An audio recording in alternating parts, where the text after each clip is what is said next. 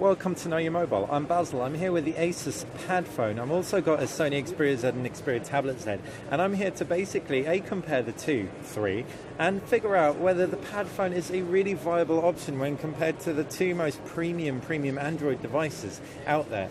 So you have the Xperia Z. It's a gorgeous phone, quad-core, 1.5 gigahertz. It's got oodles of RAM, everything you need to really have a premium experience, and the design is absolutely stunning.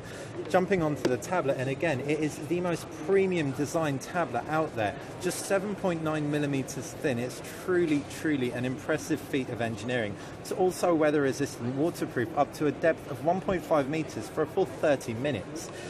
That said, they are two devices, but how do they compare to Asus's Padfone 2? Now, this isn't the latest Padfone, oh no, but this is the one that you're going to be able to get your hands on around the same time you can get your hands on these two.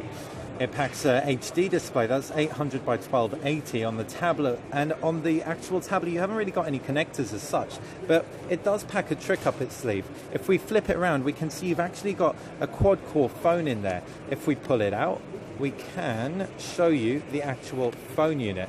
Just put that to the side, and you've got that 720p display on the phone. It's a Snapdragon S4, again 1.5 gigahertz, so it's got the same core specs as the Xperia Tablet Z and indeed the Sony Xperia Z. But is one device or 1.5 devices better than two? Well, that's what we're here to help you find out. As far as the design goes, the Padfone really can't stand up to the likes of the Tablet Z. We've already extolled just how wonderful the Tablet Z feels in the hand. And indeed, the Sony Xperia Z feels more premium than the Padfone. It is glass front and back, so it does feel slightly delicate, but the weather resistance really does put our minds at ease a little bit. We haven't heard of anyone dropping it just yet, breaking the front and back, and we don't really know how repairable it is. But we're not put off by the glass front and back just yet. The Padfone is markedly more plastic, especially on the back. You have a spiral finish, and it does add a degree of grip to the Padfone. Ultimately, though, it isn't going to be as premium. There's a metal rim around the sides. As far as ports go, you've got a proprietary charger, which is a bit irksome. While the Pad does charge via micro USB, we're not huge fans of proprietary chargers, none of which the Xperia Tablet Z or the Xperia Z, have. That 4.7-inch 720p display looks great, and it's a Super IPS Plus panel. We can activate outdoor mode, turn off auto brightness, and make everything just look that little bit brighter in this lighting, and you can see it really does perform well.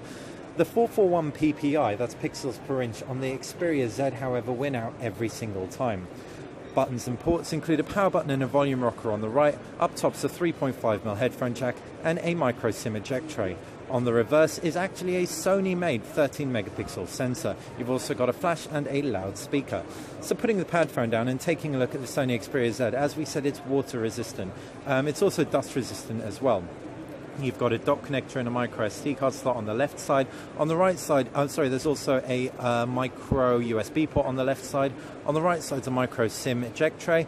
Underneath that dock, and a power button. Now, this power button is beautifully positioned, considerably better than on any other phone out there.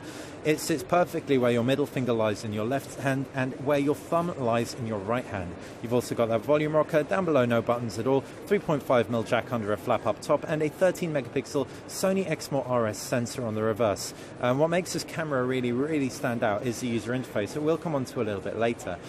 Now, the phone's available in a range of colours. We've got the purple one here. It's available in black and white as well. Moving on to the tablet portion, and you can see, as we said, that gorgeous 7.9mm thinness. You've also got all your ports underneath flaps, and that includes a 3.5mm jack on the left. Down below is a micro SD and a micro SIM card slot. This thing will pack LTE functionality, which is really sweet. You've got stereo speakers at the bottom. Those stereo speakers actually have 4 speaker units, so you're going to get a really nice rounded 3D sound. You've also got a power button and a volume rocker on the left-hand side, and an IR blaster up top. Yet it is a remote control as well.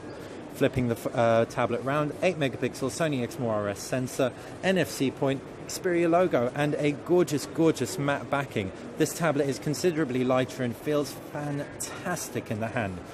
On the front, you've got a full HD display, making for an ultimately premium experience throughout both the phone and the tablet, and a lot more pixels per inch than on the Asus Padfone. The Asus Padfone screen, however, as we said, is Super IPS Plus, looking perfectly respectable, can't stand up to Sony's Mobile Bravi Engine 2. As far as the user interface of both devices go, let's just redock the Padfone, and we can take a look at this very, very stock version of Android. So Android purists out there might actually prefer what Asus offer. It's got a few customizations in terms of quick settings, and the same can be said for phone. Pre-installed applications and widgets. However, it is not going to be as thought through as what Sony have done in terms of their UI. If you long press the home screen, for example, you can actually swap out your themes. These themes are really tightly integrated into the whole experience. If we tap through on a theme, we can see it doesn't just change the background wallpaper, it also changes the highlights of your widgets. And if we lock the phone, unlocking the phone reveals this gorgeous, gorgeous wallpaper that's wholly complementary to the theme in general. So what that means, again, as we said, it's a much more thought-through user interface experience. They both, the Padfone, packs Android 4.0, not even 4.1, and it's 4.1 on the Sony Xperia Tablet Z and the Sony Xperia Z. Having said that, when the Padfone reaches market end of May, it may well pack the newer version of Android, Jelly Bean. As far as the cameras go, the 13 megapixel Sony sensor on the Padfone is good, but we did do some direct comparisons between the Padfone and the Padfone, and the Xperia Z, and the Xperia Z won out every time. The user interface of the Xperia Z is a real highlight. It's got this intelligent auto mode called Superior Auto, and it really does detect the scene for you perfectly well. Internals, you've got Snapdragon S4 processors in both, and they perform very comparably, so there's no real point of differentiation there. The only real thing is in terms of practicality. The Sony Xperia Z enables you to use 2 units, your phone and your tablet simultaneously, whereas the Padfone doesn't. Having said that, the Padfone does pack some key advantages. You only really have to have one set of game saves, for example. In addition, if you use a keyboard like SwiftKey, which saves your keystrokes, you only really have one set of keystrokes being saved. WhatsApp, being able to use apps like that on the tablet are really, really enjoyable. So ultimately, which is better for you is really up to you. You are going to be paying a lot more for the Sony experience. As we said, it is more premium. The phone costs quite a lot, £529 or thereabouts, if not more. And the tablet will be in that region as well. So you're looking at about £1,000 for both of these bits of kit, whereas Padfone comes in at £599. Ultimately, though, 2 processors, 2 lots of waterproof fantasticness, as opposed to 1 unit with a fantastic dose of convergence. This has been Basil at MWC 2013, comparing the Padfone 2 with the Sony Xperia Tablet Z and the Sony Xperia Z. We, as you can tell, love all 3 of these bits of kit. If you've got any questions about them, please feel free to fire us a comment in the comment section below. If you've enjoyed this video, click subscribe, and if you enjoyed this channel, just click like. Subscribe, got that the wrong way around. You get the idea. Just like us and subscribe to us. Thank you.